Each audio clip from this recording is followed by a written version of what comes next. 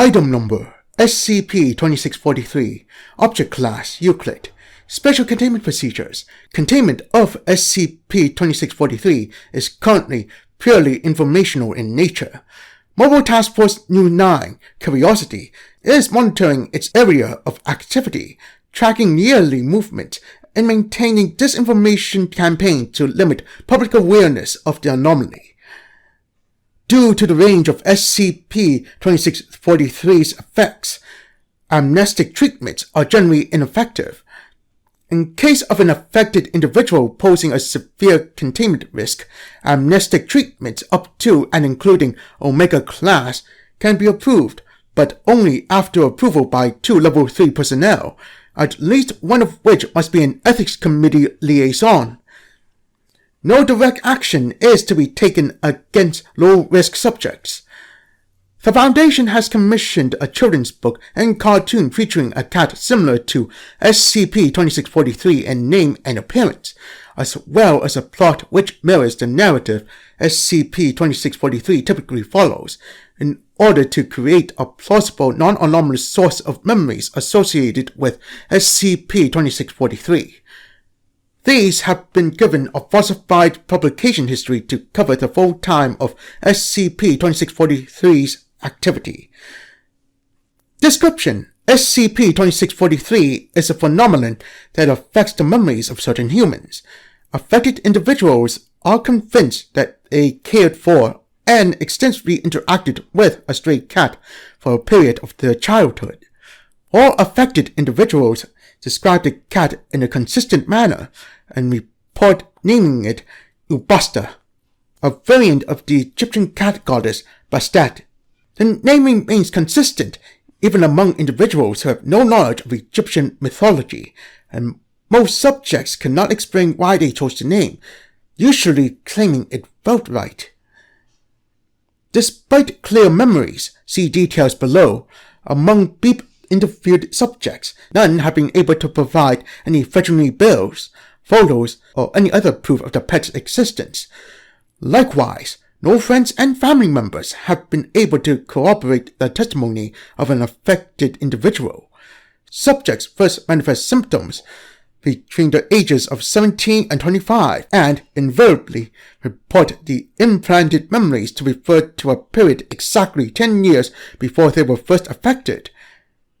These persons are generally from low-income households and mostly self-describe as having low social status and few friends during childhood. Affected memories generally following the same basic narrative. Note: dates and time periods listed are approximate and apply only in memories. Subjects receive all memories of SCP-2643 simultaneously. December 24th to 27th. SCP-2643 first appears around Christmas, comforting the individual after some kind of conflict, generally familial in nature. December 28th to January 31st. SCP-2643 will only appear in memories regarding conflict, pain, or disappointment, consistently appearing to comfort subject in times of distress. February 1st to May 30th. SCP-2643 will appear more often, generally waiting for subject when they come home from school, or sitting outside their window in the evening. Most subjects will report spending large amounts of time speaking to SCP-2643 during this period. June 1st to July 31st. SCP-2643 activity increases. Affected individuals report sneaking out of their homes to play with SCP-2643, often spending hours exploring surrounding areas. Note: this remains consistent even in individuals for whom such actions would normally not be feasible. Some individuals generally develop additional memories to cover the discrepancy. One subject described memories of sneaking through contested gangland territory with SCP-2643 while carefully avoiding detection by gang members. August 1st to December 19th.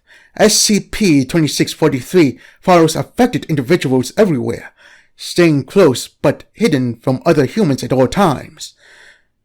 December 20th to 23rd, SCP-2643 leaves a year after its first appearance. Interviews with families of affected persons revealed that most subjects have a marked difference in personality after SCP-2643 allegedly enters into their memories. Families report subjects as more confident and less prone to depression and anxiety. SCP-2643 seems to be limited in effect to a number of small towns in the southwest USA, so far affecting a single town each year, with the effect manifesting in a new nearby location at Christmas time each year. Research indicates that SCP-2643 specifically targets individuals who lived in its area of effect in the time of affected memories, regardless of whether they are currently living in the area or not.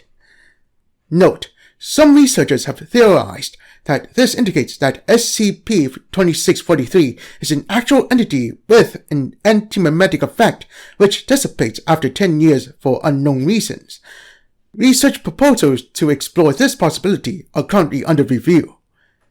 Discovery: SCP-2643 was discovered after a security exploit within the Beep College's database access systems, resulting in a public dumping of authorization questions for the recovery of lost accounts.